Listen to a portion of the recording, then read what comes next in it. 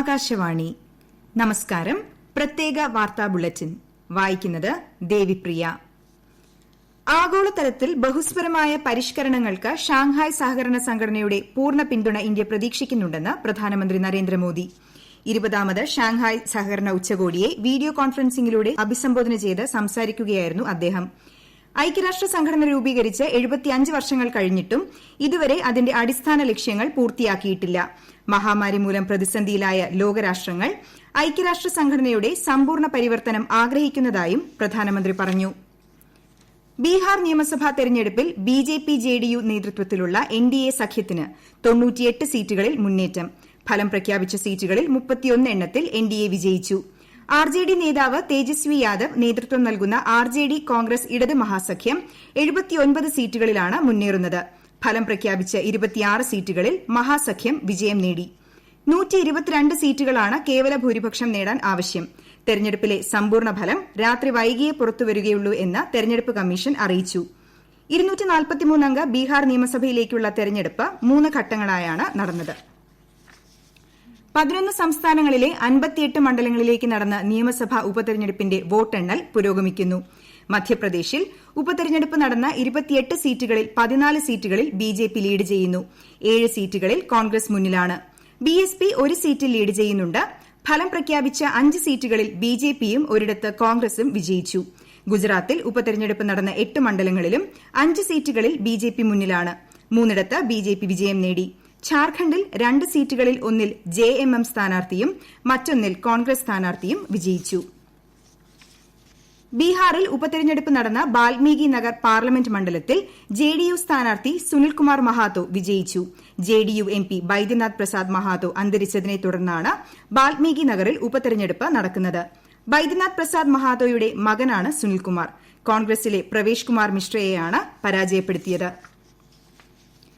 തദ്ദേശ സ്വയംഭരണ സ്ഥാപനങ്ങളിലേക്കുള്ള തെരഞ്ഞെടുപ്പിന്റെ വിജ്ഞാപനം പുറപ്പെടുവിക്കുന്നതോടെ നാളെ മുതൽ നാമനിർദ്ദേശ പത്രികകൾ സമർപ്പിക്കാം. ഈ മാസം 19 വരെയാണ് പത്രികകൾ സ്വീകരിക്കുന്നത്. പത്രികാ സമർപ്പണത്തിനായി ത്രിതല പഞ്ചായത്തുകളിലും മുനിസിപ്പാലിറ്റികളിലും കോർപ്പറേഷനിലും വരണാധികാരികളെ നിശ്ചയിച്ച് സംസ്ഥാന തെരഞ്ഞെടുപ്പ് കമ്മീഷൻ വിജ്ഞാപനം പുറപ്പെടുവിച്ചിട്ടുണ്ട്. സംസ്ഥാനത്ത് ഇന്ന് 6010 പേർക്ക് കോവിഡ്-19 സ്ഥിരീകരിച്ചതായി ആരോഗ്യമന്ത്രി കെ ശൈലജ. 6698 പേർ ഇന്ന് രോഗമുക്തരായി. 5188 പേർക്ക് സമ്പർക്കത്തിലൂടെയാണ് രോഗം ബാധിച്ചത്. 653 പേരുടെ സമ്പർക്ക ഉറവിടം വ്യക്തമല്ല. കോഴിക്കോട്, തൃശൂർ, മലപ്പുറം, ആലപ്പുഴ ജില്ലകളിലാണ് ഇന്ന് രോഗബാധിതർ കൂടുതലുള്ളത്. ഇടുക്കി, കാസർഗോഡ് ജില്ലകളിൽ 100-ന് താഴെയായിരുന്നു ഇന്ന് രോഗികളുടെ എണ്ണം. 28 മരണങ്ങളാണ് ഇന്ന് കോവിഡ്-19 മൂലമാണെന്ന് സ്ഥിരീകരിച്ചത്. ഇതോടെ ആകെ മരണം 1742 സംസ്ഥാനത്ത് ഇന്ന് 11 പുതിയ ഹോട്ട്സ്പോട്ടുകളാണുള്ളത്. കൂടുതൽ വിവരങ്ങളുമായി ലക്ഷ്മി മോഹൻ. മലപ്പുറം ജില്ലയിലെ Perumpadappu containment zone sub ward 1, 3, 4, 6, 7, 9, 11, 13, Veliyankode 2, 6, 7, 8, 9, 11, 12, 16, Tirurangadi municipality 8, 34, 37, Vallikkunnu 2, 3, 4, 5, 8, 9, 13, 18, Munniyur 9, 20, 22, Nannambra 3, 18, Thenhipalam 5, 9, 11, Kizhuparamba 2, 6, 12, 14, Pathanamthitta ജില്ലയിലെ ഏറാത്ത് സബ് വാർഡ് 12, കൊല്ലം ജില്ലയിലെ കുളക്കട 12, എറണാകുളം ജില്ലയിലെ ഒക്കൽ സബ് വാർഡ് 7 എന്നിവയാണ് പുതിയ ഹോട്ട്സ്പോട്ടുകൾ. 7 പ്രദേശങ്ങളെ ഹോട്ട്സ്പോട്ടിൽ നിന്നും ഒഴിവാക്കിയിട്ടുണ്ട്. ഇതോടെ ആകെ 616 ഹോട്ട്സ്പോട്ടുകളാണുള്ളത്. News desk Akashvani. കോവിഡ് ചികിത്സയ്ക്കായി ഏറ്റെടുത്ത കണ്ണൂർ അഞ്ചരക്കണ്ടി മെഡിക്കൽ കോളേജ് തിരികെ മാനേജ്മെന്റിന് വിട്ടുകൊടുക്കാൻ സംസ്ഥാന സർക്കാർ തീരുമാനിച്ചു. ജില്ലാ കളക്ടർ TV സുഭാഷ് ഇക്കാര്യം ഹൈക്കോടതിയെ അറിയിച്ചു. കോളേജ് തിരികെ ഏറ്റെടുക്കാമെന്ന് മാനേജ്മെന്റും സമ്മതിച്ചു. നിലവിലെ കോവിഡ് രോഗികളെ നിലനിർത്തിക്കൊണ്ടാണ് ആശുപത്രി വിട്ടുകൊടുക്കുന്നത്. 190 രോഗികൾ വാർഡിലും 10 പേർ തീവ്രപരിചരണ വിഭാഗത്തിലും 24 പേർ ഫസ്റ്റ് ലൈൻ ട്രീറ്റ്മെന്റ് സെന്ററിലും കഴിയുന്നുണ്ട്. ഇവരുടെ ഉത്തരവാദിത്വം ഇനി മാനേജ്മെന്റ് വഹിക്കണം. ഇന്ന് ആലപ്പുഴ ജില്ലയിൽ 641 പേർക്ക് കോവിഡ് സ്ഥിരീകരിച്ചു. ഒരാൾ വിദേശത്ത് നിന്നും 5 പേർ മറ്റ് സംസ്ഥാനങ്ങളിൽ നിന്നും എത്തിയതാണ്. 628 പേർക്ക് സമ്പർക്കത്തിലൂടെയാണ് രോഗം ബാധിച്ചത്. 5 പേരുടെ സമ്പർക്ക ഉറവിടം വ്യക്തമല്ല. 2 ആരോഗ്യ പ്രവർത്തകർക്കും രോഗം സ്ഥിരീകരിച്ചിട്ടുണ്ട്. 551 പേരുടെ പരിശോധനാഫലം നെഗറ്റീവായി. കോഴിക്കോട് ജില്ലയിൽ ഇന്ന് 807 പേർക്ക് കോവിഡ് സ്ഥിരീകരിച്ചു. 28 പേരുടെ ഉറവിടം വ്യക്തമല്ല. സമ്പർക്കം വഴി 771 പേർക്കാണ് രോഗം ബാധിച്ചത്. 12 ആരോഗ്യ പ്രവർത്തകർക്കും കോവിഡ് സ്ഥിരീകരിച്ചിട്ടുണ്ട്. ജില്ലയിലെ 798 പേർ കൂടി രോഗമുക്തി നേടി. കൊല്ലം ജില്ലയിൽ ഇന്ന് 431 പേർക്ക് കോവിഡ് രോഗം സ്ഥിരീകരിച്ചു. സമ്പർക്കം മൂലം 425 പേർക്കും ഉറവിടം വ്യക്തമല്ലാത്ത 3 പേർക്കും രോഗം സ്ഥിരീകരിച്ചു. ജില്ലയിൽ ഇന്ന് 485 പേർ രോഗമുക്തി നേടി. രാജ്യത്തെ കോവിഡ് മുക്തി നിരക്ക് 92.56% ഉയർന്നു. ഇന്നലെ 46,000-ത്തിലധികം പേരാണ് കോവിഡിൽ നിന്നും മുക്തി നേടിയത്. നിലവിൽ 5,12,000-ത്തോളം പേർ ചികിത്സയിലുണ്ട്. കഴിഞ്ഞ 24 മണിക്കൂറിൽ 38,000-ത്തോളം പേർക്കാണ് പുതുതായി കോവിഡ് സ്ഥിരീകരിച്ചത്. ആഗോളതലത്തിൽ തന്നെ ഏറ്റവും കുറഞ്ഞ കോവിഡ് മരണനിരക്കാണ് രാജ്യത്ത് രേഖപ്പെടുത്തുന്നത്. 1.48% നിലവിലെ മരണനിരക്ക്. ഇന്നലെ 448 പേർക്ക് കൂടി ജീവൻ നഷ്ടമായതോടെ മരണസംഖ്യ 1,27,000 പിന്നിട്ടു. KM ഷാജി MLAയുടെ മൊഴി ED രേഖപ്പെടുത്തുന്നു. EDയുടെ കോഴിക്കോട് സബ് സോൺ ഓഫീസിൽ വച്ചാണ് മൊഴിയെടുക്കുന്നത്. രാവിലെ തുടങ്ങിയ മൊഴിയെടുക്കൽ തുടരുകയാണ്. നേരത്തെ അദ്ദേഹത്തിന്റെ വീടിന്റെയും സ്ഥലത്തിന്റെയും വിശദാംശങ്ങൾ ED ശേഖരിച്ചിരുന്നു. കോവിഡ് ശ്വാസകോശത്തെ ഗുരുതരമായി ബാധിക്കുന്ന അസുഖമായതിനാൽ രോഗമുക്തി നേടിയവർ ശ്വസന വ്യായാമങ്ങൾ ചെയ്യുന്നത് ഏറെ ഗുണം ചെയ്യുമെന്ന് ആരോഗ്യമന്ത്രി KK ശൈലജ. കോവിഡിന്റെ ഭീഷണിയെ അതിജീവിക്കാം എന്നതോടൊപ്പം നിലവിലുള്ള മറ്റു പല ശാരീരിക ബുദ്ധിമുട്ടുകളെയും തരണം ചെയ്ത് ആരോഗ്യകരമായ ജീവിതം നയിക്കാൻ വ്യായാമം സഹായകമാകുമെന്നും ഇത് മുന്നിൽ കണ്ടാണ് പൾമണറി റീഹാബിലിറ്റേഷന് പ്രാധാന്യം നൽകുന്നതെന്നും മന്ത്രി വ്യക്തമാക്കി. കോഴിക്കോട് ജില്ലയിൽ തദ്ദേശ സ്വയംഭരണ തെരഞ്ഞെടുപ്പ് നോമിനേഷൻ ഫോം കളക്ടറേറ്റ് ഇലക്ഷൻ വിഭാഗത്തിൽ നിന്നും ബന്ധപ്പെട്ട ഉദ്യോഗസ്ഥർക്ക് വിതരണം ചെയ്തു. ഗ്രാമ ബ്ലോക്ക് പഞ്ചായത്തുകളിലേക്കുള്ള ഫോമുകൾ ബ്ലോക്ക് പഞ്ചായത്ത് സെക്രട്ടറിമാരും മുനിസിപ്പാലിറ്റികളിലേക്കും കോർപ്പറേഷനുകളിലേക്കുമുള്ള ഫോമുകൾ ബന്ധപ്പെട്ട ഉദ്യോഗസ്ഥരുമാണ് കൈപ്പറ്റിയത്.